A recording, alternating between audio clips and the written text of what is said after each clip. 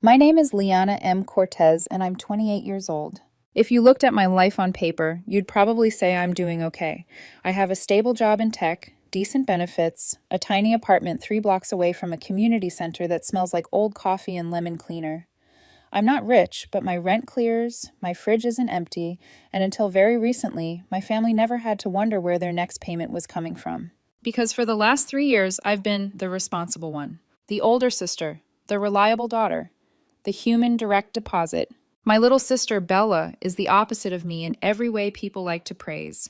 She's the golden child, the one whose pictures get framed and posted, the one my parents like to brag about, the one who actually made them proud, as my uncle likes to say, loudly, when he thinks I'm not listening. And then there's Daniel, my boyfriend. He's the only person who has ever looked at how my family treats me and said, "This isn't normal." He has his own messy history with an ex-girlfriend who used his kindness like a credit card, so when he sees patterns, he doesn't ignore them. I did, for a long time. The day everything snapped was supposed to be a celebration. My baby shower. I rented the community hall 3 blocks from my apartment, the one with faded banners from 2014, still taped crookedly to the walls, and folding chairs that squeak like they're in pain every time you sit down. It wasn't glamorous, but it was what I could afford. I ordered cupcakes with "It's a boy" spelled out in royal blue icing, even though I had told my family I didn't want to do a big gender reveal thing. "Don't be boring," my mom said. "Do it right. Your sister can help with the theme." So I did it right. Bella designed the invitations herself, real invitations. Not a group text, not a half-hearted Facebook event. Thick, glossy cards with little gold stars and a baby in a top hat on the front. "Elegant whimsy," she called it, tilting her head and squinting at the proof on her laptop. "You're welcome." I paid for the printing. I paid for the stamps. I spent $94.38 mailing 97 invitations to people who, supposedly, loved me. RSVPs required. I told myself that for once, they would show up for me. Not for a bill, not for a favor, not for money, for my baby. On the day of the shower, I got to the hall early. The janitor gave me a sympathetic smile as he rolled out a cart of folding chairs.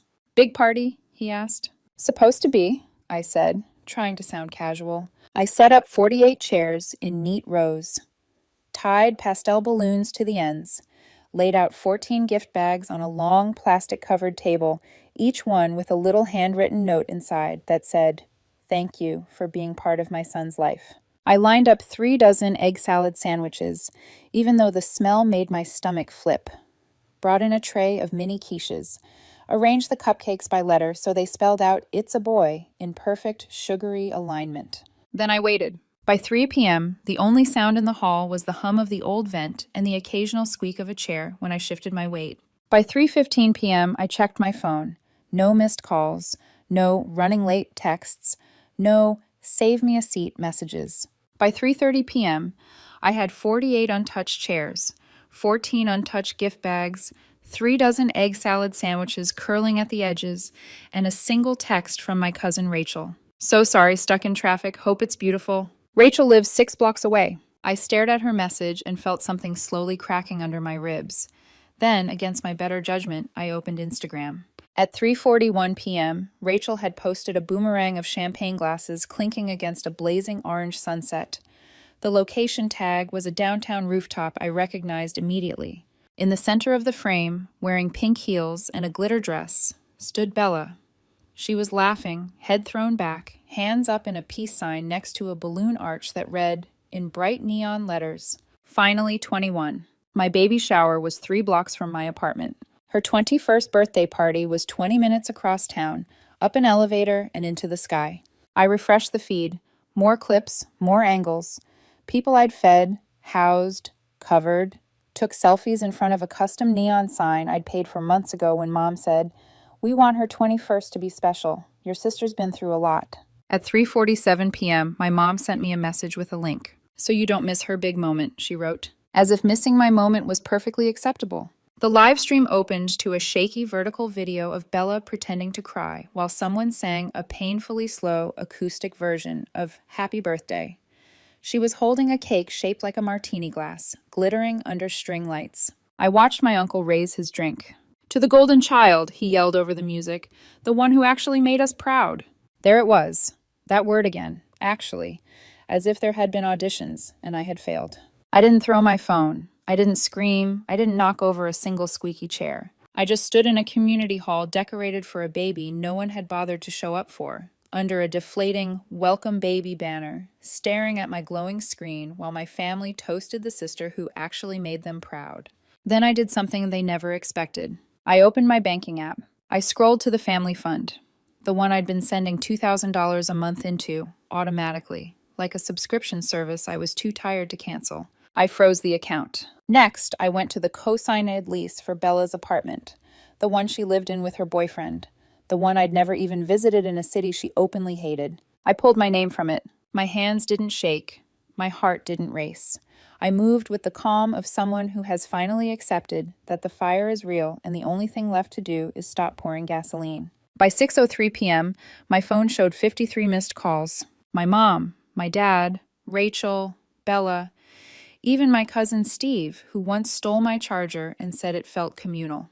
The last text came from my mother. "You ruined her night." I stared at those 4 words for a long time. Then I typed back.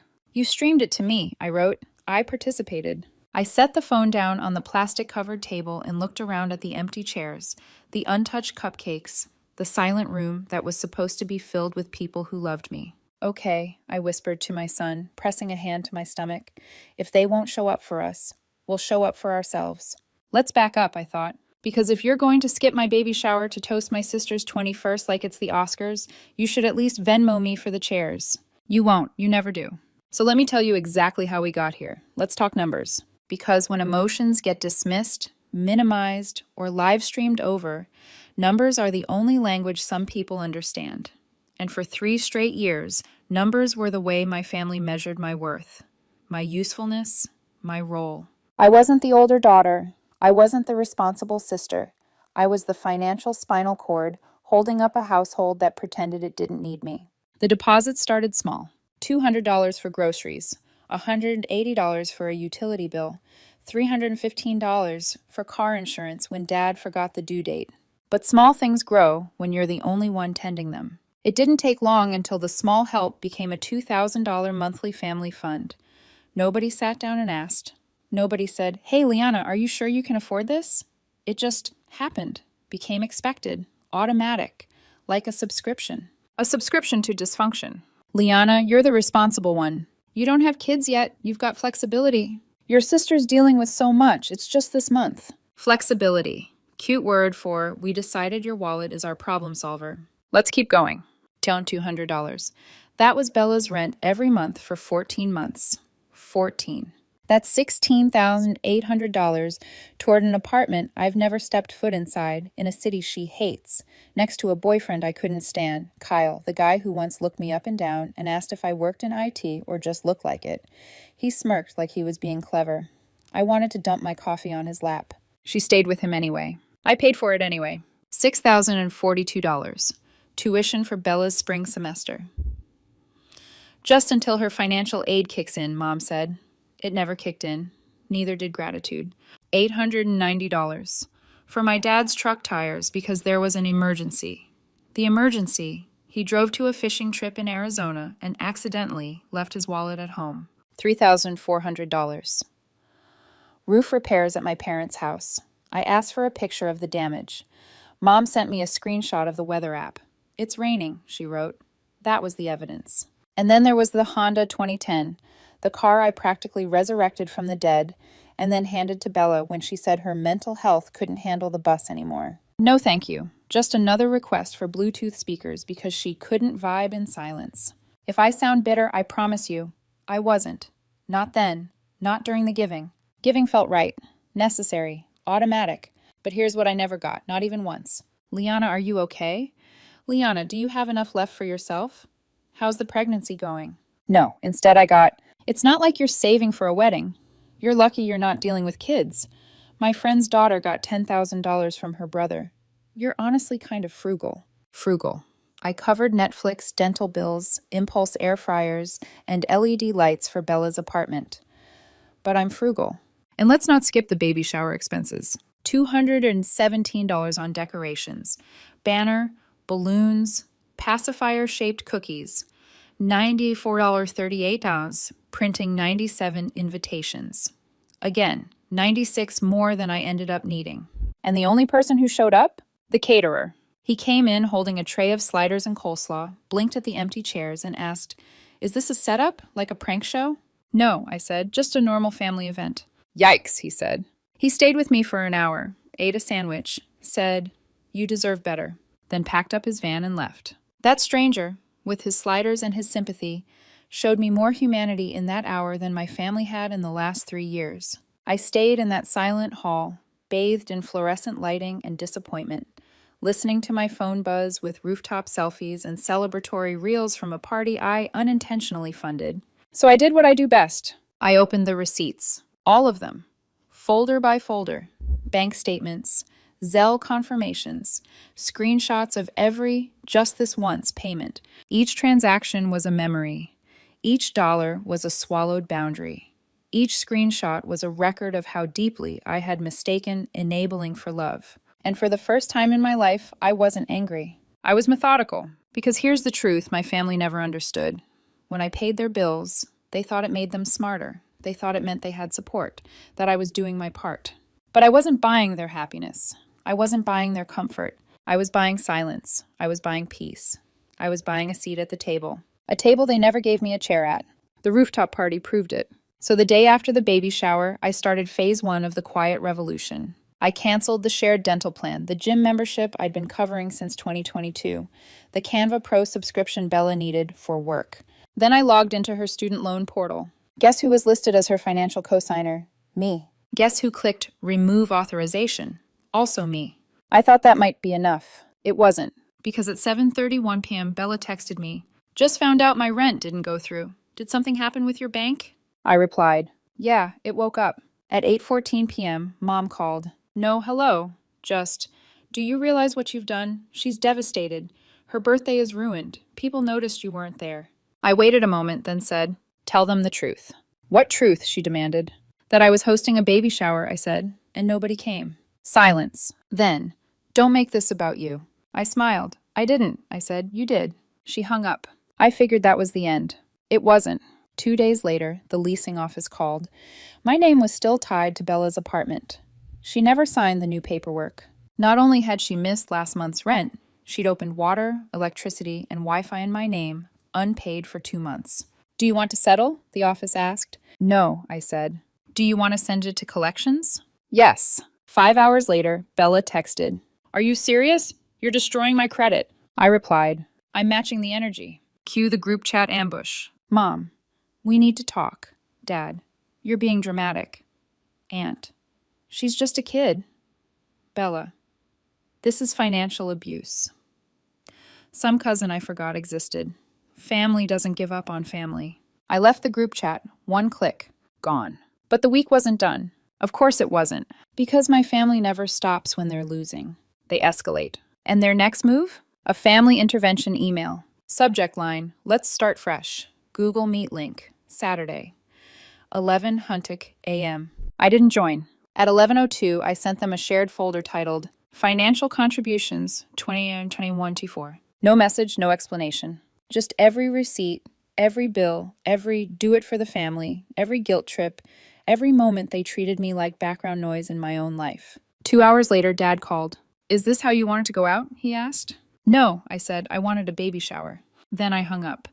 By the time Monday arrived, I thought maybe, just maybe, the shared folder had scared them enough to go quiet, to think, to reflect, to stop. But families like mine don't reflect. They regroup. And when they regroup, they retaliate. It started with a call from the leasing office. "Hi, Ms. Cortez. We're following up about the delinquent account tied to the apartment on Westmore Street. Since your sister didn't complete the updated paperwork, your name is still attached as the financial guarantor." My stomach dropped. "She missed last month's rent," the woman continued gently. "And the month before that. There's also an $85 late fee." She hesitated before adding, "And the utilities, water, electricity, internet, they're also in your name, both months unpaid." I closed my eyes. Of course Bella hadn't switched anything. Why would she? As long as my name sat on the accounts, she had no reason to be responsible. "Do you want to settle the balances today?" the woman asked. "No," I said. Do you want to send it to collections? There was a long pause. Then I said yes. She inhaled sharply, like she wasn't expecting that answer.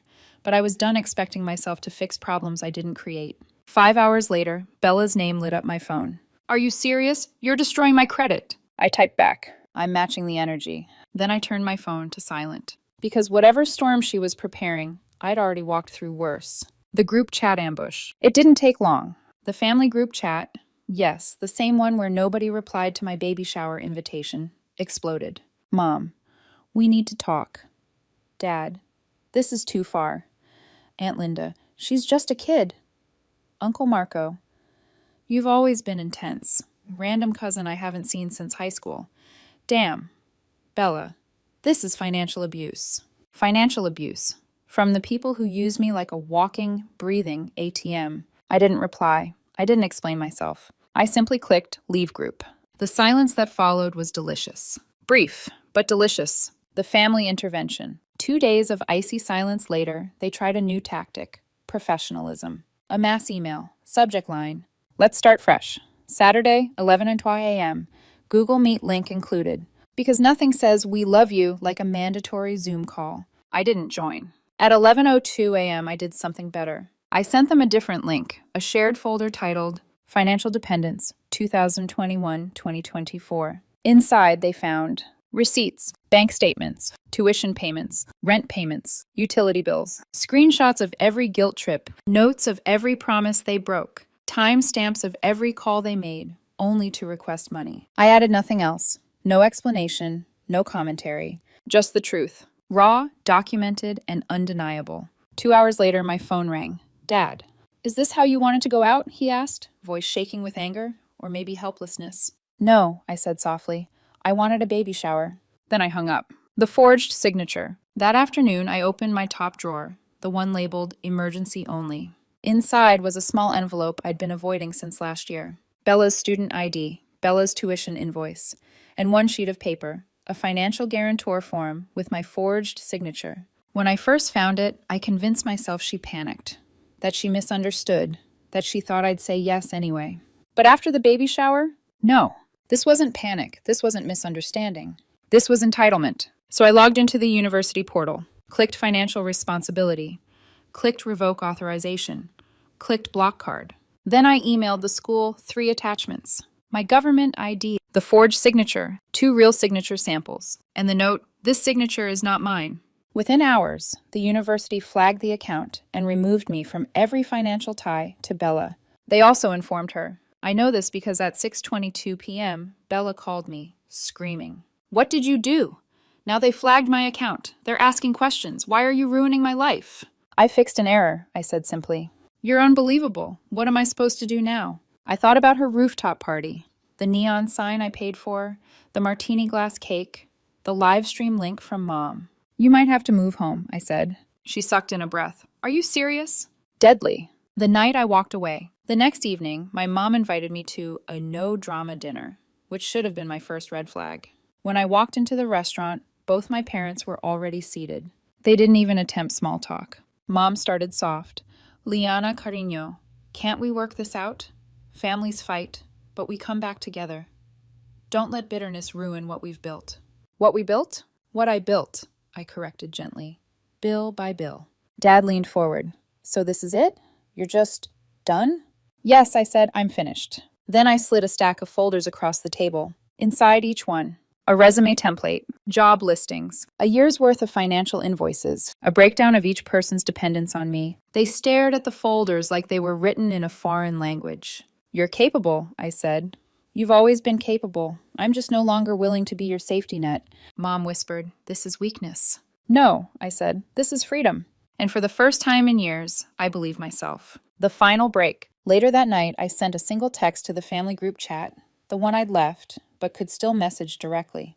You said you're better off without me. Now prove it. Then I blocked every number, every aunt, every cousin, my parents, Bella. Silence washed over my phone like a blessing. The last straw. Weeks passed. Then a package arrived. Inside, a baby onesie, a plush giraffe, a card from my mother. Let's start over. I kept the giraffe, threw away the card. But the real ending came 2 days later. A letter from a law firm addressed to me. My parents were suing me for emotional damages for withdrawing financial support. I almost laughed. Almost. Because they forgot one important detail. The attorney they hired used to be mine.